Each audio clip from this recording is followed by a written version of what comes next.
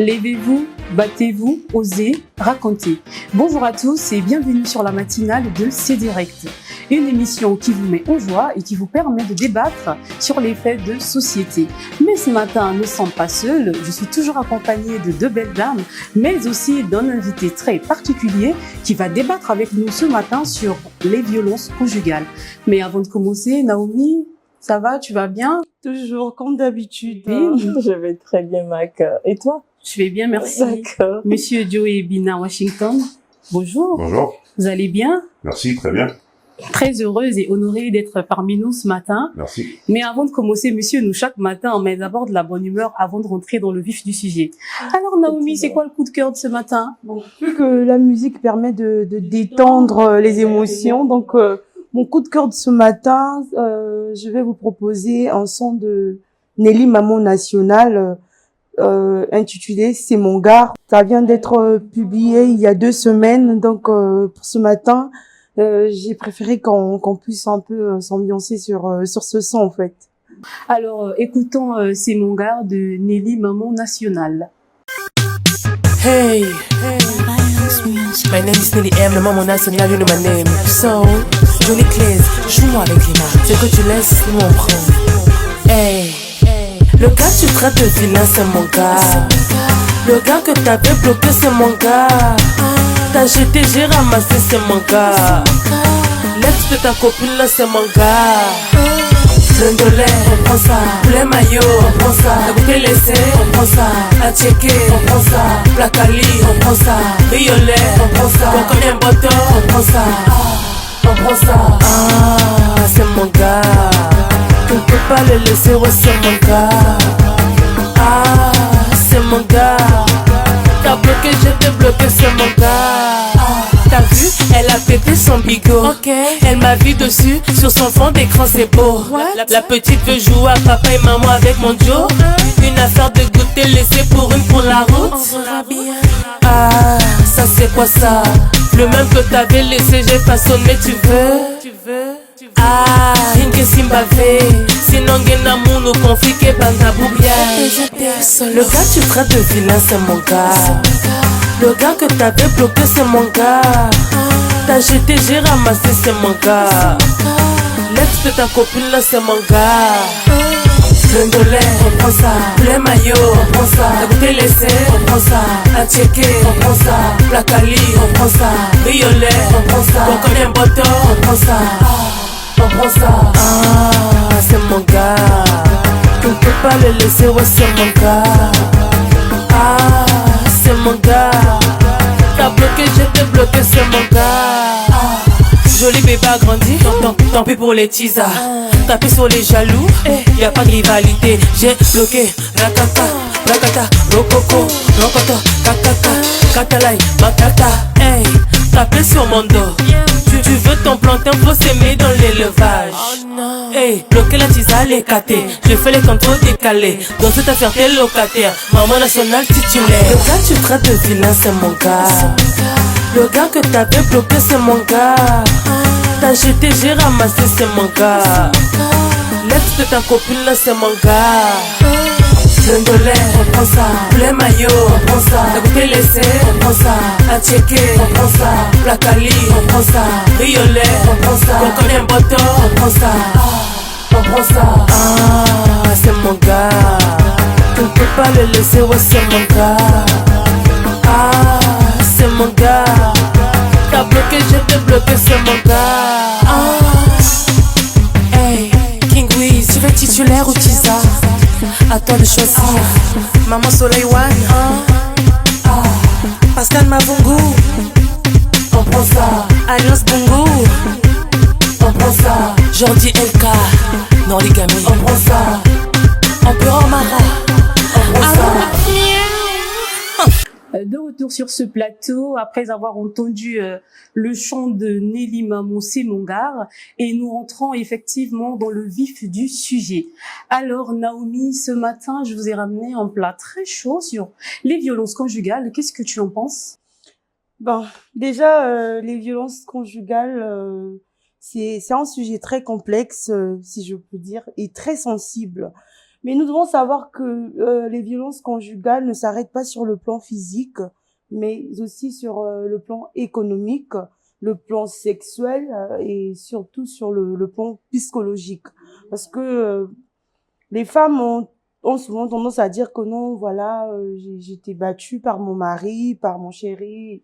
Mais nous devons savoir aussi, il y a des femmes qui sont violentes vis-à-vis de leur mari, de leur conjoint, de leur partenaire.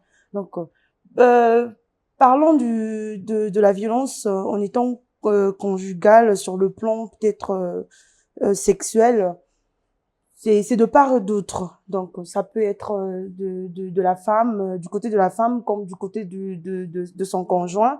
Donc, ce qui revient à dire que ça s'arrête pas sur le plan physique. On sait déjà que sur le plan physique, c'est coups, blessures, les frappes et autres. Mais sur le plan émotionnel aussi, c'est très important parce que, à la base, moi, je peux dire, sur le plan émotionnel, ça dépend de ce que nous avons vécu dans nos foyers, ce que nous avons vécu dans la société. Et du coup, quand vous êtes dans votre maison, vous reflétez en fait cette image de ce que vous avez vécu lors de votre enfance. Tout comme aussi ça peut être sur le plan, il y a certains partenaires qui présentent des troubles par rapport à sa consommation. Ça peut être de la drogue, comme ça peut être de l'alcool. Vous savez, c'est un dossier très sensible. Les organisations des droits de l'homme au Congo-Brazzaville ont documenté énormément de violations, mais je crois que vous avez très bien fait d'aborder le côté couple. Mais en ce qui nous concerne, nous regardons le côté de l'environnement, le côté social. Oui. Il y a plusieurs influences, il y a plusieurs raisons qui créent qu'il y ait ces violences-là. Lorsque nous analysons la situation, nous regardons au Congo le problème économique, mais pas économique du père, mais le problème économique de la République. Lorsque le père ou la mère, lorsqu'il y a un problème d'emploi, lorsque l'environnement leur permet pas de s'épanouir, cela crée des frustrations également au niveau des foyers. Et donc nous regardons l'environnement social de la société, nous regardons comment le pays en soi crée un climat en ce qui concerne le côté social, en ce qui concerne le travail des citoyens. Tout cela, tout l'environnement influence souvent les couples dans les foyers. Et c'est un sujet que nous documentons dans ce cadre-là. Nous ne regardons pas simplement la situation dans un couple, mais nous regardons qu'est-ce qui influence à ce que dans un couple qu'il y ait justement ce genre de violence. Et nous avons analysé que l'influence économique sur l'emploi de l'impact sur la gestion d'un couple également. Et l'environnement, bien sûr, j'ai oublié de le dire, et l'environnement économique et l'environnement, parce que là où vous êtes situé, aussi il y a de l'impact, et également d'impact dans le fonctionnement d'un couple et pour plusieurs raisons. Je vais un peu vous tacler, voilà. Nous avons fait des petites recherches sur vous. On a vu que vous étiez un homme très aimable et que beaucoup venaient à vous. Mais est-ce que vous avez déjà rencontré ce genre de cas? Est-ce qu'il y a déjà eu des personnes qui sont venues vous exposer les violences qu'ils subissent dans leur foyer en tant que femme? Il y a eu des violences. La majorité des gens qui viennent nous voir, ce n'est pas souvent parce que les femmes au Congo ont, si vous voulez, cette réserve. Elles subissent, mais elles défendent plus leur enfant qu'elles-mêmes. Et donc, les demandes que nous avons reçues, c'est surtout sur la garde des enfants. Nous avons eu des situations, à pas très longtemps, c'est un problème de garde des enfants. Mais souvent, les mamans, les femmes, ne se défendent pas elles-mêmes. Elles subissent, elles acceptent leurs conditions, mais elles défendent leurs enfants. Et c'est dans ce genre de cas que nous recevons souvent. C'est-à-dire que la maman constate que le père, par rapport à son influence économique, voudrait avoir la garde des enfants. Et une maman, quelle que soit sa situation, voudrait quand même aussi avoir l'accès à ses enfants et tout ça. Donc, c'est dans ce cadre-là. C'est tout dans le cadre des enfants. Mais pas directement dans le cadre d'une violation physique.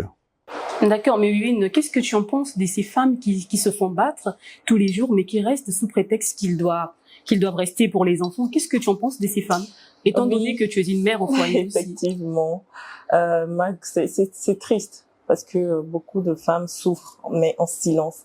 Comme vient de dire notre invité, il y a des femmes qui souffrent et qui acceptent de vivre ça, de rester justement à cause des enfants.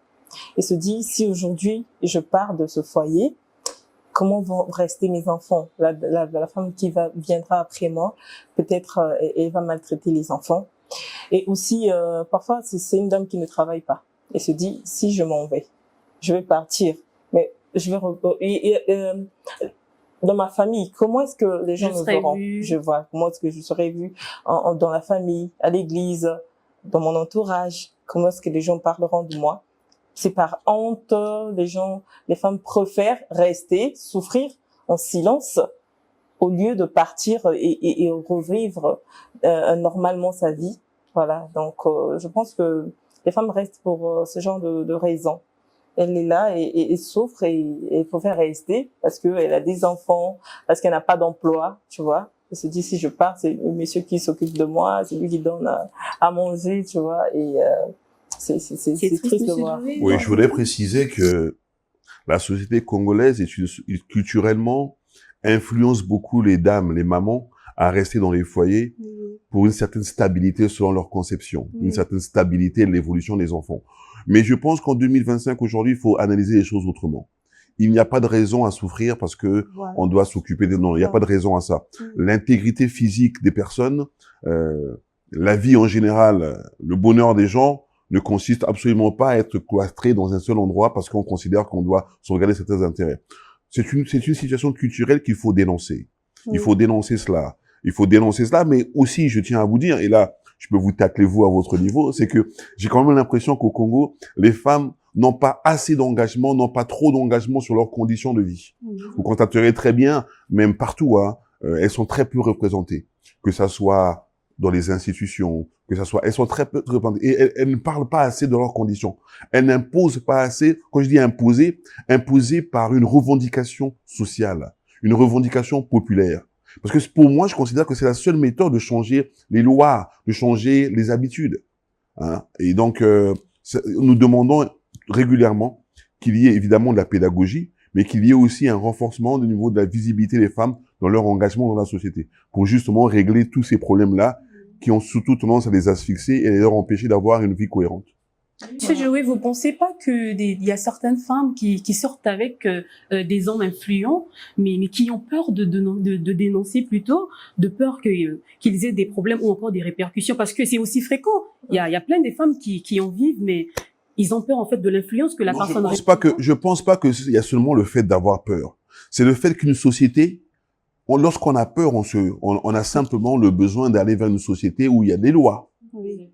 Il y a des lois qui aujourd'hui sont là pour protéger les citoyens, protéger les mamans, protéger les dames. Et ces lois doivent être appliquées. Alors, si vous me dites que elles ont peur, c'est parce que peut-être elles ne rencontrent pas assez au niveau de nos institutions, la justice, un certain soutien. Moi, je suis très conscient de constater qu'au niveau des tribunaux au Congo, il y a des dames là-bas qui font un certain travail. Mais vous avez besoin de revendiquer et d'influencer les décisions au niveau de la justice. Quand je dis influencer, c'est une visibilité, une revendication. Aujourd'hui, les réseaux sociaux, participent à la gestion de la République parce que on se rend compte qu'il y a des sujets que l'on ne connaissait pas, mais parce qu'il y a les réseaux sociaux aujourd'hui, on constate que nous sommes exposés à une certaine réalité. Et donc, pour nous, nous considérons qu'il y a un travail à faire, il y a beaucoup à faire, mais il faut demander aux femmes de revendiquer leur bien-être. C'est seulement de cela qui va avoir une amélioration de leurs conditions, une amélioration de leur situation. Sans revendication, je suis désolé de vous dire, le Congolais en général est macho. Les Congolais, c'est eux d'abord, c'est les hommes d'abord et les femmes on regarde après. Et donc, il faut changer ces habitudes-là. Mais en parlant de loi au Congo, de la loi, pardon, nous savons que au Congo, comme on a souvent l'habitude de dire que c'est la loi du plus fort. Moi, je pense que la majorité des femmes sont exposées aux hommes manipulateurs. Pourquoi je dis ça?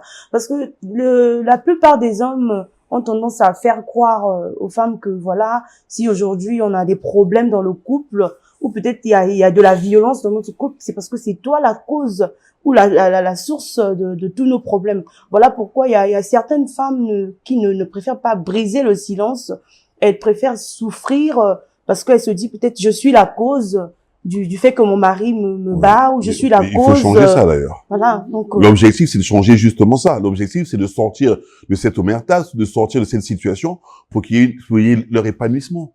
Parce que si nous considérons que ces femmes-là subissent à cause d'un certain système, à cause d'un certain comportement des hommes, il faut que ça s'arrête. Mais pour que ça s'arrête, il faut donc un engagement des femmes dans la société. Vous savez, je vais vous dire une chose qui devrait vous surprendre, mais je vous dis quand même, les hommes, en général, dans nos pays, ont échoué. Vous regardez la plupart de nos pays, les hommes, en général, ont échoué.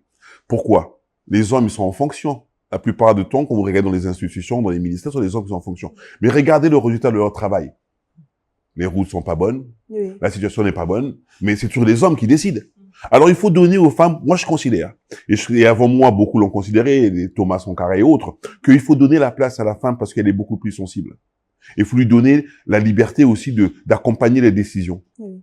Je suis d'accord pour la parité, je suis même d'accord pour qu'il y ait plus de parité, plus de femmes d'ailleurs. Parce que pour moi, les hommes ont échoué dans leur exercice, dans leur fonction. Et donc, je crois que dans vos revendications, nous devons arriver à un niveau où les femmes peuvent avoir plus d'impact et améliorer ces conditions-là. Mais en parler un peu plus. Parce que vous regardez une émission comme la vôtre sur ce genre de violence conjugale, il y en a pas beaucoup. Il y en a pratiquement jamais. C'est la première fois que je vois la télévision, ou je participe à la télévision, je regarde qu'il y a un sujet est-ce que c'est parce que c'est caché? Mais c'est parce que c'est pas assez visible. Mais c'est surtout aux personnes qui subissent, dans les femmes, d'en parler régulièrement. Vous savez, il ne faut pas attendre des hommes ce qui doit servir aux femmes. Parce qu'à ce moment-là, vous attendez les humeurs, vous attendez les sentiments. Non, il faut revendiquer légalement, normalement, parce que la femme existera toujours, l'homme existera toujours, donc il faut qu'il y ait cet accompagnement. Mais il ne faut pas attendre ça des hommes. Parce que justement, je considère que les hommes profitent de cette faiblesse pour ne pas établir les conditions d'évolution logique. Donc moi, je considère que oui, il faut qu'il y ait ces plateformes-là, il faut qu'il y ait ces organisations-là, il faut sévir sur la loi, hein, il faut améliorer ce genre de situation pour que il y ait plus de liberté aux femmes, qu'il y ait plus de débats et surtout qu'il y ait moins de violence. Parce que il faut obligatoirement dire non à la violence conjugale, c'est inadmissible et inacceptable. Parce que j'ai vu au dernier rapport de l'OMS, le taux a quand même évolué de 50 voire 70% des violences qui se font continuellement et répétitivement. Donc ça devient un sujet assez lourd et très sensible. C'est vraiment lourd. Et il faut rappeler également que le consensus familial ne résout pas toujours le problème. Voilà pourquoi il faut qu'il y ait des lois, il faut qu'il y ait des modèles d'exemple pour qu'on arrête cela. Vous remarquerez très bien que souvent, on a l'impression que ce genre de violence peut être réglé dans un cercle familial strict. Chef de quartier, famille, on appelle l'oncle, on appelle les parents. Il faut que cela, c'est vrai que c'est ce que nous connaissons en tant qu'Africains, notre culture africaine, l'Ubuntu, comme on appelle un peu en Afrique du Sud, là où les gens se retrouvent dans ce mbongi pour trouver des solutions. Mais dans une société, il faut aussi sévir. Il faut que la loi puisse protéger ces femmes-là. Et la loi peut protéger ces femmes-là par des exemples de répression sévère à ces individus qui se permettent de porter main, de porter préjudice. Comme si vous avez très bien dit, le problème n'est pas simplement de violence physique. Oui. Psychologiquement, il y a des femmes qui ont détruit même des êtres humains. Oui. Elles sont détruites par rapport à ça, par rapport au fait que il y a une pression psychologique, une pression de la société. Et à la fin, vous constatez ces femmes-là ne peuvent plus reconstruire leur vie, ne peuvent plus se remarier, ne peuvent plus entreprendre parce qu'elles ont été tuées à petit feu. Surtout que dans les entreprises aujourd'hui aussi, on rencontre certaines violences.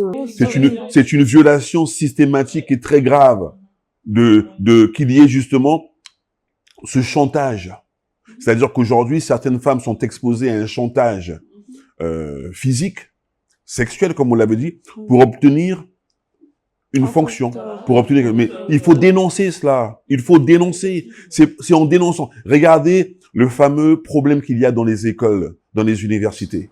Vous remarquez très bien que nous avons même vu sur les réseaux sociaux à l'heure actuelle, il y a une sorte. Daniel et Bonaventure. Bon, vous voyez, ce sont des situations qui sont là, c'est parce que c'est documenté. Oui, mais cela existe depuis fort longtemps. Qu'il y ait des professeurs, que des maîtres ont tendance à influencer, ont tendance à mettre une certaine pression sur des élèves, filles, étudiants et étudiantes, même dans la fonction. C'est à tous les niveaux.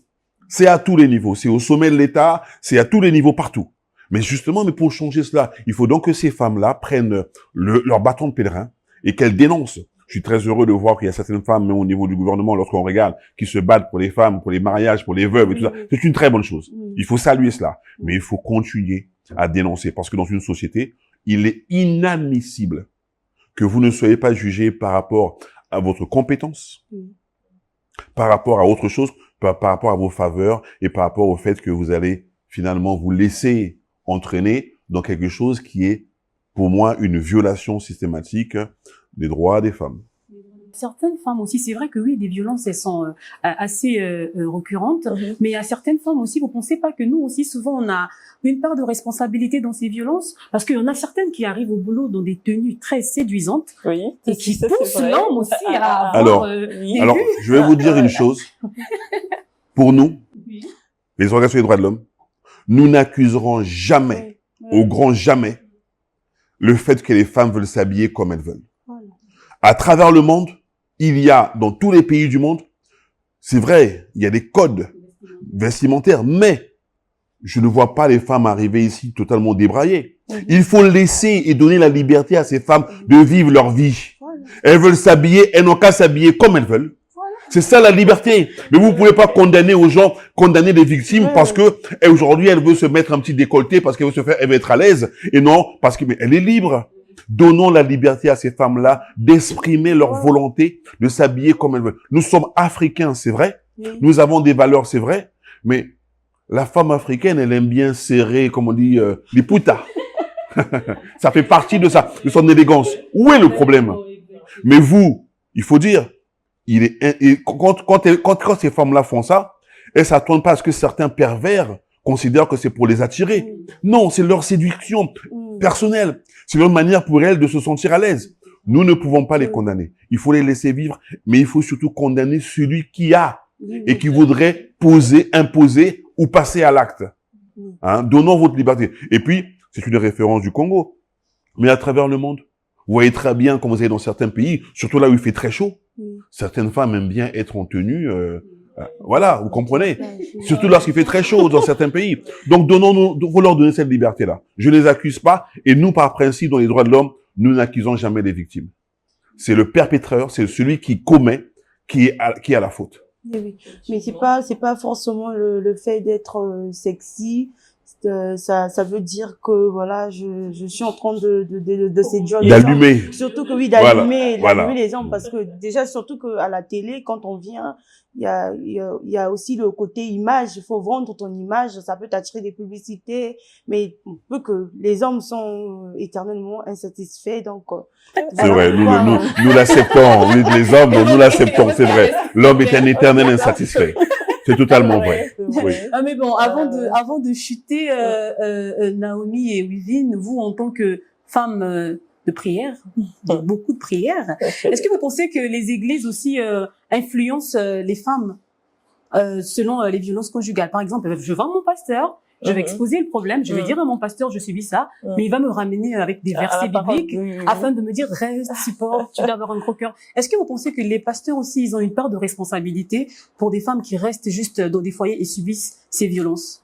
Bon, moi, je dirais en quelque sorte oui, parce que, comme tu as dit, tu peux être une femme au foyer, tu subis de la violence, tu vas voir ton pasteur pour exposer, parce que vous êtes peut-être marié à l'église, le monsieur prie aussi avec toi dans cette même église, tu vas voir le pasteur pour exposer le problème.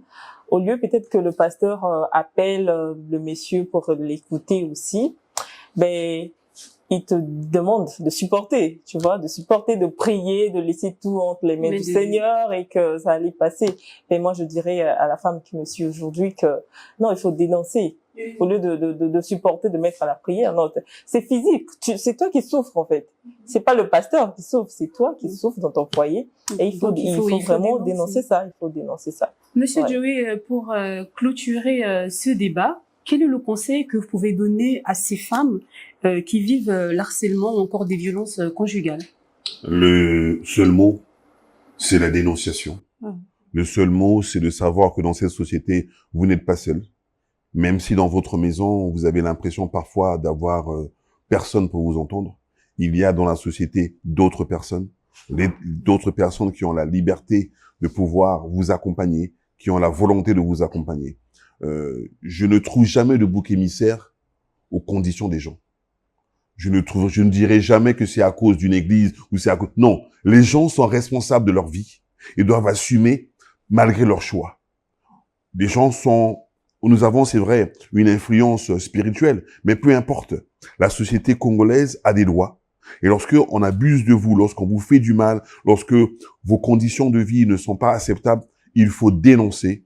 Et c'est cette dénonciation-là, il va arriver une amélioration. Et n'oubliez pas, lorsque vous dénoncez pour vous dénoncez pour 1000 personnes, pour 1000 femmes derrière. Effectivement. Et Vivine, quel est ton mot de la fin? Oui, mon mot de la fin, c'est juste encourager une femme qui souffre en silence. Voilà, comme l'a dit Monsieur Ibina tout à l'heure, si tu dénonces, tu feras pas pour toi-même, tu le feras aussi pour les autres. Donc, ayez ce courage-là de dénoncer. Ne souffrez pas, le meilleur est encore à venir. Si tu souffres en silence, personne ne pourra t'apporter de l'aide. Voilà, c'est à toi qui souffres de dénoncer et on va certainement pouvoir vous aider voilà, à corriger cela. Voilà. Naomi, par contre, moi, je dirais que ces violences aussi ont de l'impact sur la vie de vos enfants, parce que les enfants ne font pas que ce que les parents disent, mais ce que les parents font. Donc, quand vous faites ça, pensez aussi à vos enfants. Moi, je vais pas quand même terminer cette émission sans essayer un peu d'activer mon côté immature. Moi, je vais dire à toutes ces femmes, vous qui me suivez là, si on vous bat et que vous partez dire, ça ne marche pas, maman, achetez Valium, vous mettez dans l'eau, vous mettez dans nourriture, c'est fini. Comme ça, il va commencer à dormir tout le temps. Ou quand tu attends ton mari, quand il rentre à la maison, quand il est ivre, faut prendre bâton, tu chicotes. Comme ça, quand il va se réveiller avec la douleur, il va aussi sentir la douleur que nous, les femmes, on ressent. Donc, moi, je vous conseille d'acheter Valium. Surtout, ne manquez pas ça dans vos maisons. Ça va vous permettre aussi de rester un peu à l'aise, de respirer un peu. Alors, merci de nous avoir suivis. C'était la matinale de C-Direct. On se donne rendez-vous demain, même heure, 8h. Au revoir.